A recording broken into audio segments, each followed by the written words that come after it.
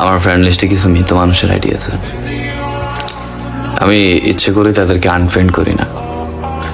আমি মাঝে মধ্যে তাদের আইডিগুলোতে যাই, তাদের আইডিগুলোর বিভিন্ন পোস্ট দেখি, বিভিন্ন কমেন্টের রিপ্লাইগুলো দেখি, তাদের মানুষের করা বিভিন্ন পোস্ট তারা শেয়ার করতো সেগুলো দেখি।